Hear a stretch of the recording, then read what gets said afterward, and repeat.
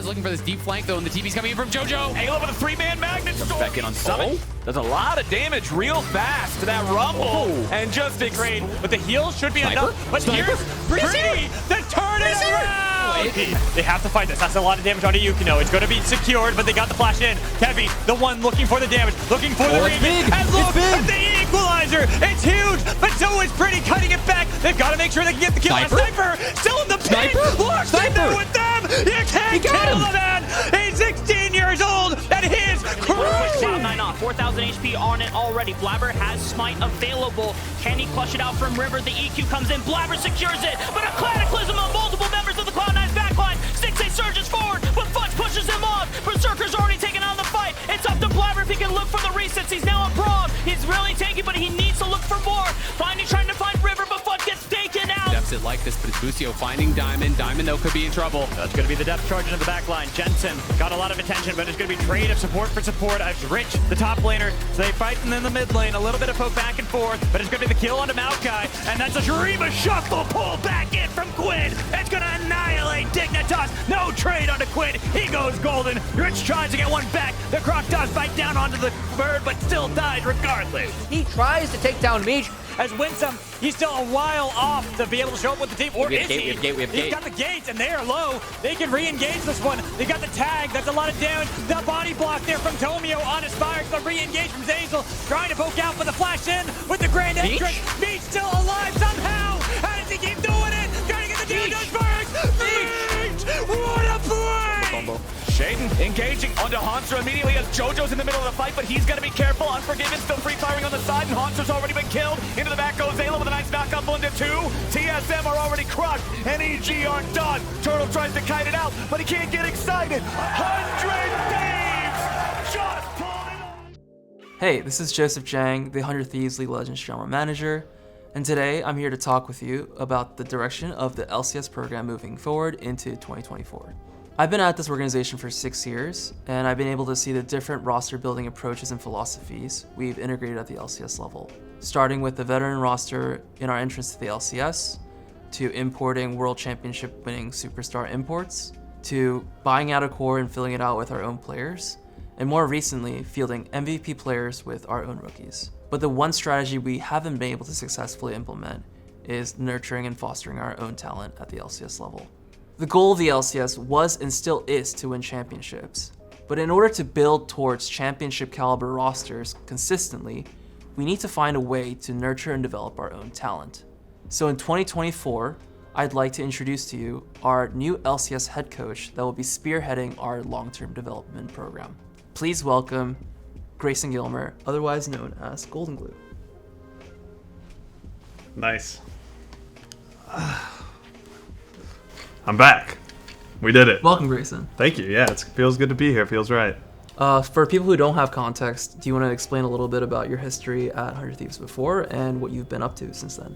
Yeah, I'd love to. So I was the 100 Thieves Academy head coach for 2 years.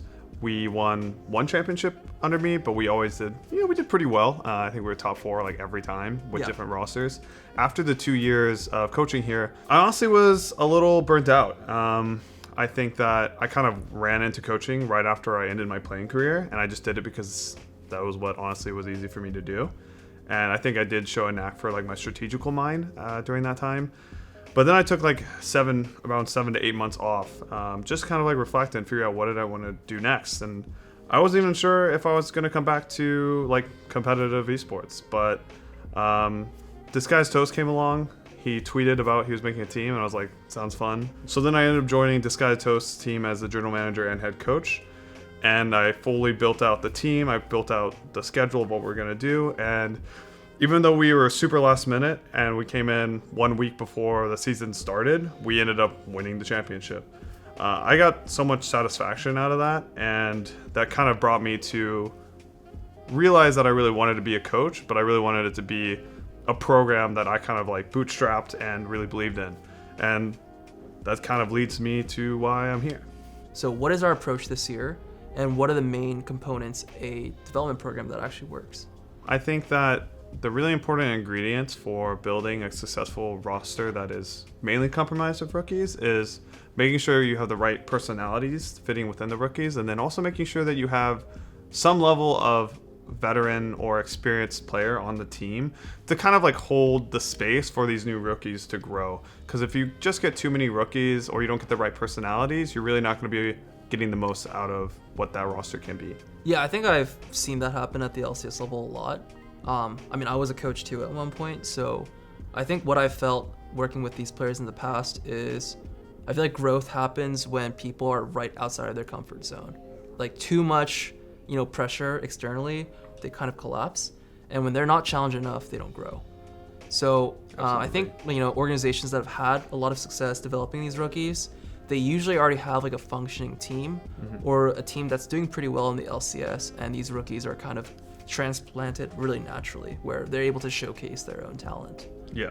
So I guess like what is our method or getting to that level of sustainability or getting to that functional level team?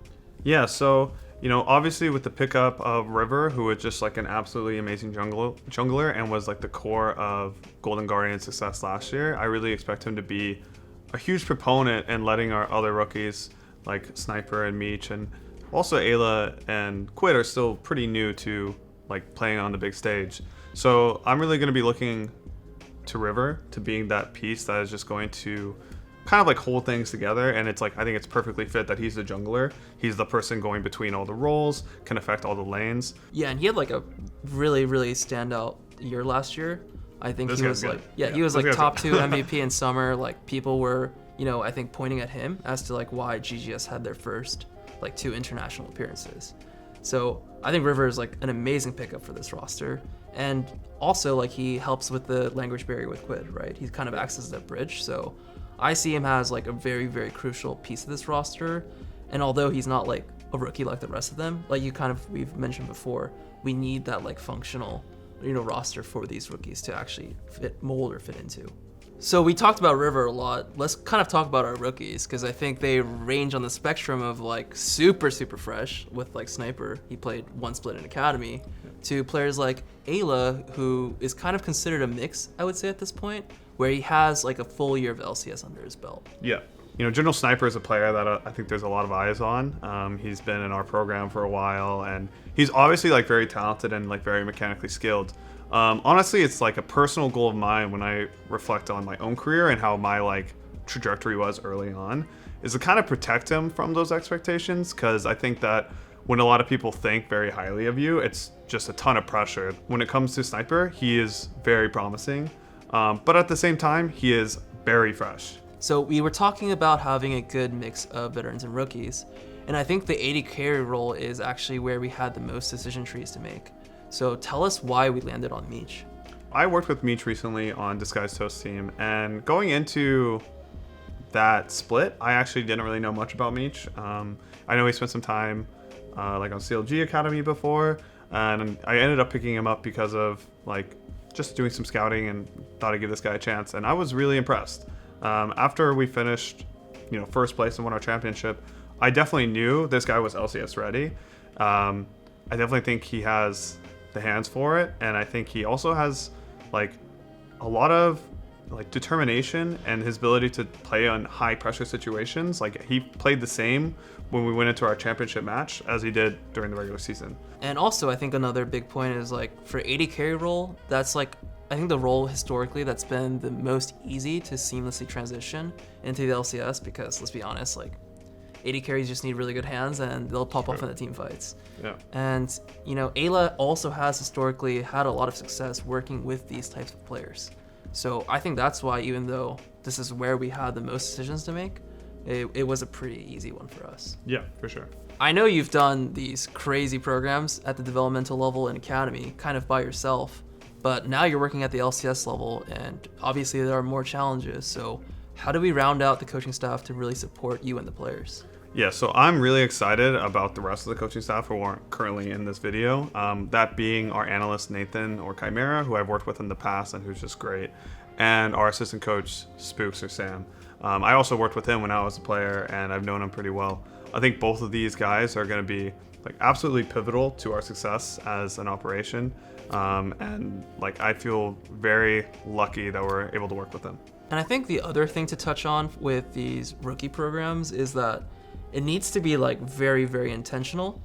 and the expectations need to be super clear. I think we've seen so many examples of rookies or very talented people in the LCS not succeeding. And for me, I think those two main things are like, A, it wasn't intentional, or B, it's like, oh, there's something in the LCS not working, so let's just pull up an academy player and just hope it works out, right? Yeah. So I think the message that we really want to talk about today is that this is like very intentional for us. We have a very clear program and a very clear plan of, you know, how long it's going to take for these rookies. Yeah. We're really just trying to create that space for these guys to be championship level players and like create a sustainable process to get those LCS championships. Yeah, and I think that just goes to show like our commitment of like how we've zoomed the lens out a little bit, right? It's just like the pressure from before when, you know, every year is about like win now, right? Like we could have definitely picked a veteran in one or two more roles, and we probably would have one or two more wins in the regular season. But when it comes playoffs time in summer of each of these years, what do regular season games matter, you know, when we're thinking about upside and what the potential of our roster can become? And I think that just kind of goes to show our commitment towards this goal.